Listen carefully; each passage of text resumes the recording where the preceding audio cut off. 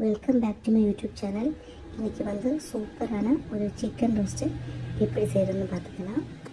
அதுக்கு வந்து நம்ம முதல்ல சிக்கனை நல்லா சுத்தமாக வாஷ் பண்ணி எடுத்துக்கணும். வாஷ் பண்ண சிக்கனில் வந்து தயிர், லெமன் ஜூஸு, பட்டர், இஞ்சி பூண்டு பேஸ்ட்டு, தேவையான அளவுக்கு உப்பு, காஷ்மீரி சில்லி பவுடர், தனியா powder, garam masala, fried onion, மஞ்சத்தூள் இவை சேர்த்து நல்லா மிக்ஸ் பண்ணி ஒரு 10 நிமிஷம் வச்சுருங்க.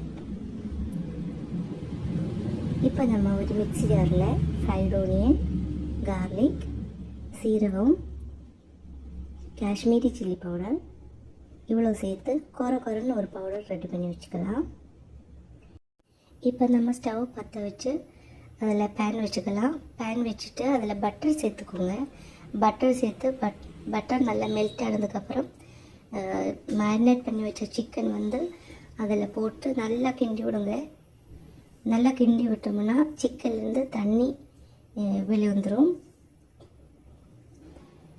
சிக்கனில் தண்ணி ஊறினதுக்கப்புறம் வந்து நம்ம இன்னொரு அரை டம்ளர் தண்ணி சுடு தண்ணி சேர்த்துட்டு நல்லா மிக்ஸ் பண்ணி மூடி வச்சுருங்க. மூடி வச்சு ஒரு 10 நிமிஷம் வேக விடுங்க.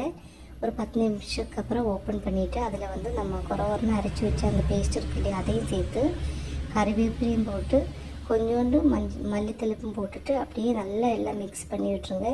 அப்புறம் ஒரு 2 நிமிஷம் மூடி விட்டுருங்க.